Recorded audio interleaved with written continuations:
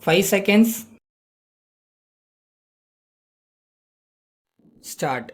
Ladies and gentlemen, let me at the outset extend my heartiest congratulations to the recipients of the President's Police Medal for distinguished service.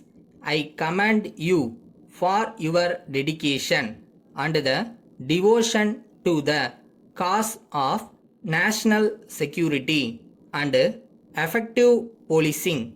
I would also like to offer my heartfelt condolences to the families of your brave colleagues who sacrificed their lives in the service of the nation. I give you my assurance that our government will spare no effort to ensure that their needs are met and their future is secured. As I address you all here today, my mind goes back to some of the very important issues I had raised on the same occasion last year. I had spoken of the challenges facing the police forces today, of equipping the police forces with the necessary material and intellectual resources to meet these challenges, and of the need to generate professionalism, honesty, integrity, and efficiency in the police. I had also spoken of the need to improve the public image of the police, whereby a policeman can be seen as a friend of the people. We have to address the material needs of the policemen, particularly of those at the lower level, and the police system has to be reformed so as to make it a more effective and human organization. Periodic conferences of this kind are a good occasion to reflect on the progress made in achieving these goals. I had also asked the Home Ministry to quickly examine the recommendations of earlier committees on police reforms and suggest easily implementable measures.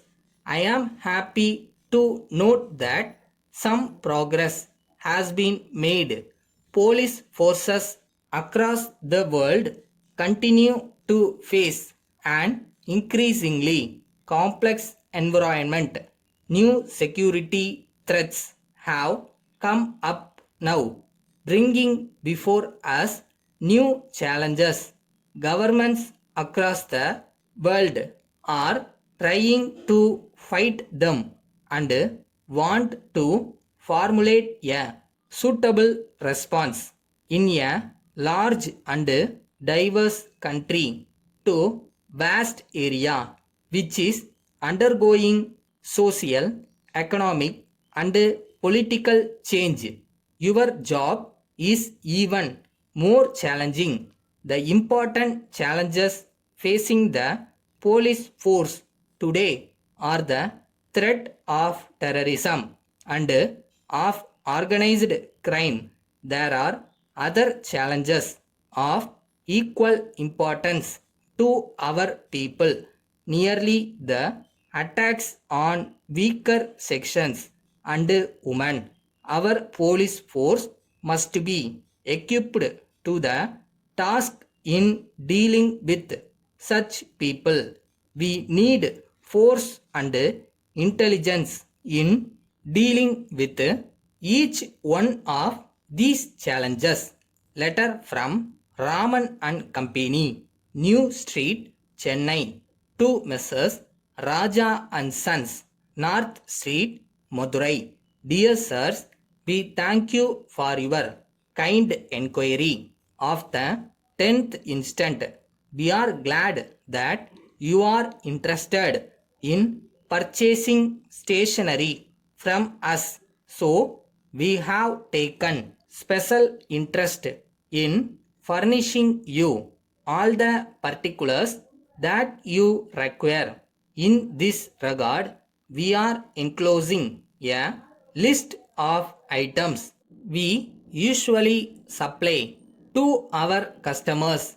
We will be able to sell the items at the price requested by you for the present, though the prices may increase after a period of 6 months.